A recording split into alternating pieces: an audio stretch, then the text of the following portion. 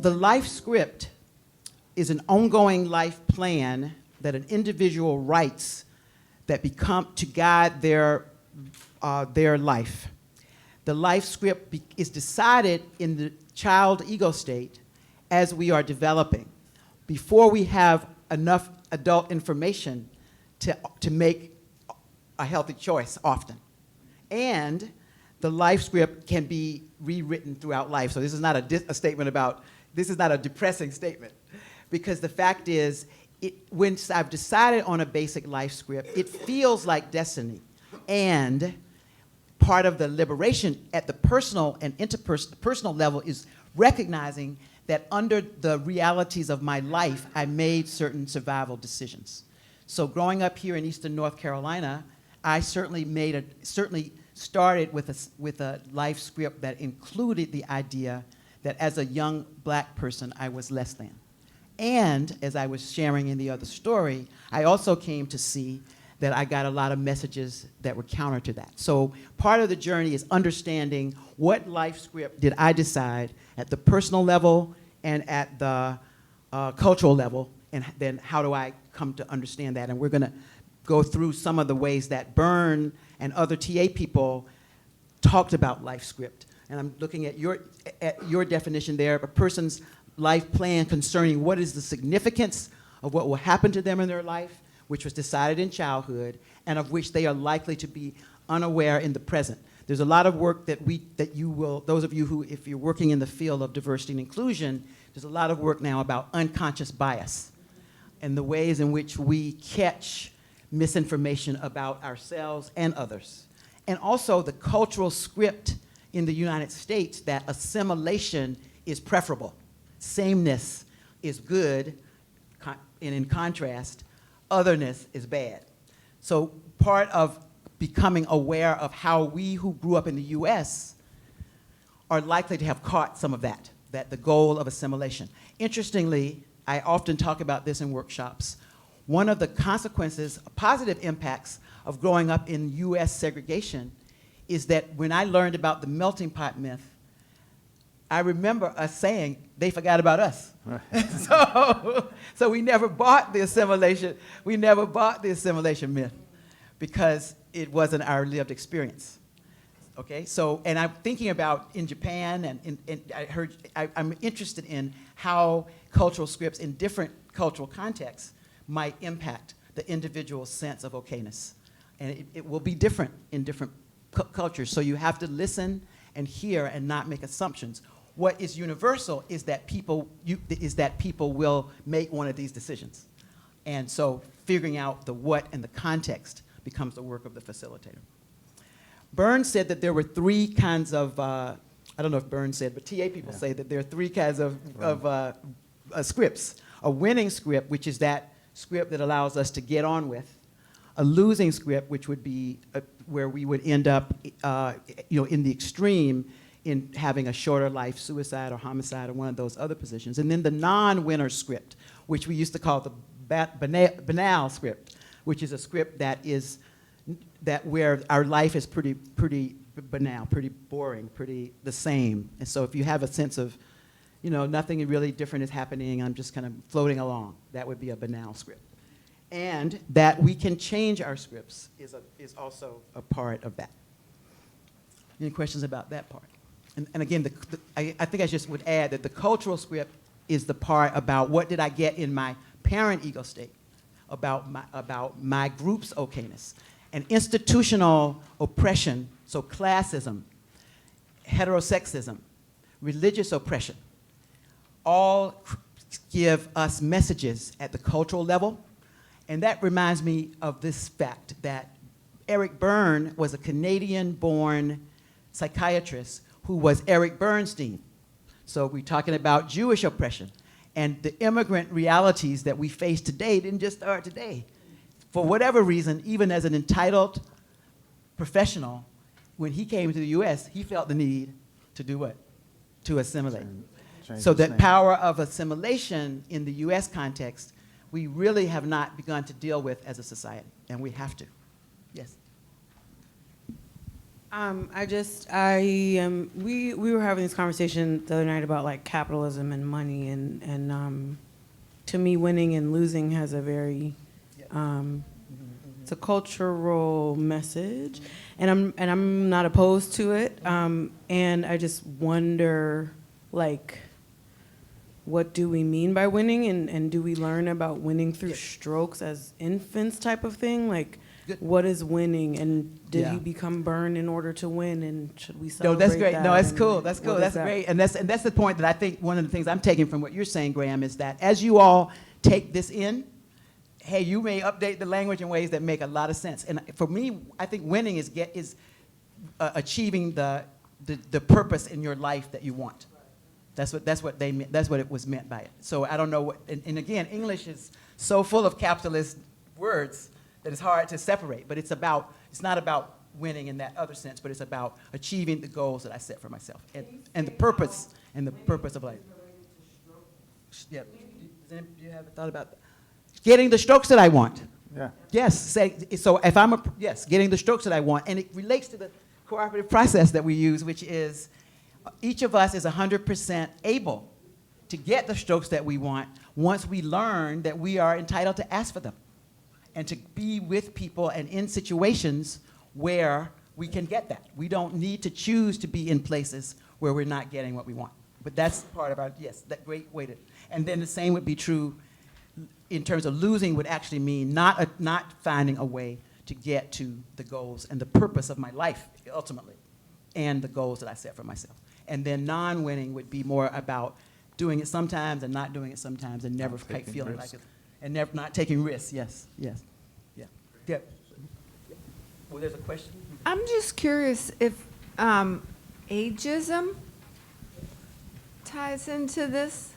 Ageism and adultism are real and it's through adultism that some people learn about the one up, one down hierarchy. That as children we are in a historically excluded group. We don't have as much power. And most children historically didn't grow up in families in which power was shared in the family, so that children catch the message that as a child I'm less than. Often in our workshops in groups with white guys who are successful, it's through the lens of adultism, of if they can go back to when they were children, that they begin to understand what it means to feel excluded. So yes, and then similarly as an old person. Yeah, I want to share something from Virginia Satir on that topic that I think is really neat. She said, if this is birth, and this is death,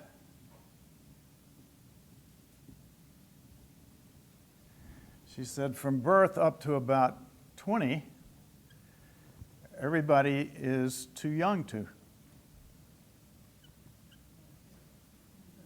Whatever it is, they are too young to. And from about 40 up to death, everybody's too old to.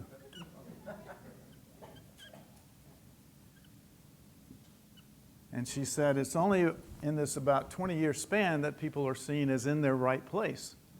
And she said the reality is from birth to death is really a spiraling process, and no matter where we are in that process, we're in our right place, which I think is a really nice correction to that myth. I just wanted to invite you into the idea of winning together, which takes away the I win, you lose, but rather that we can both win. And I think this winning script is the idea of we win together. I'm okay and you're okay, and we go together forward. There's a professor at the University of Michigan, Axelrod, who has done some remarkable experiments using game theory, mathematical game theory. And they've had people, mathematicians and other scientists, thinkers from all over the world, submit their programs to play games that would see how they could win or lose. And there's one program called Tit for Tat, and it always wins on every computer all over the world, and it is a cooperative strategy. We need to have models of cooperation.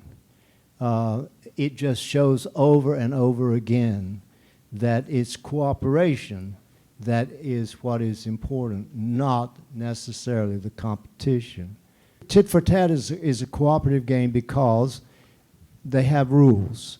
And one rule is that you always cooperate with the other unless the other defects. Now, if the other defects, you continue to cooperate on the first defection. But the second defection, you don't cooperate. So you see, you may be wrong in your perception. You may think the other is not cooperating, but you may be wrong. The other may be cooperating or just made a slip. So wait, and then the second time, then you defect.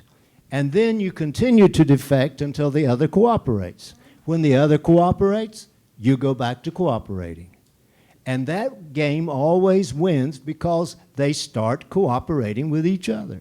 We're going to talk more about scripts, and this is another part of the theory is that I can, as I begin to listen to my own messages about my life, there are certain time patterns that I will hear or I will come to uncover about how I may be keeping myself in a script that it might not be allowing me to reach my goals or reach my purpose. I want to talk about purpose because it talks about being an essence.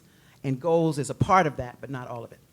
So one of the patterns would be to hear myself talking about always. I always do such and such. You remember how you notice often when people confront you when you say, I always am late for everything, as if it were, fact that you have to be, as opposed to a decision. So always. Or I never do such and such. I never get it right. I never am good enough for the people around me. So it's when I hear myself making an extreme statement about never, as another one. I will be okay after I finish my doctorate. After, the idea of after. Or I will be okay after my parents pass on or whatever. That I can't be happy until after my parents are gone. Or I can't be happy until after the revolution. Another one is until. I will stay feeling sad until you change. Right? And then another one is almost or over and over. I almost made that. I almost made it. And I keep doing the same thing over and over, and I keep thinking that I'm going to get there. They always say you never get, you can never, if I keep doing the same thing over and over and expect a different outcome. That idea? That's part of that one. And then the open-ended one is that time evolves, and I am in space, and I am in the world in a way that says what will happen, and I will be open to what that is. Just as I'm taking notes and trying to think about the logic of it, is a way of thinking about it, would it be like about our okayness?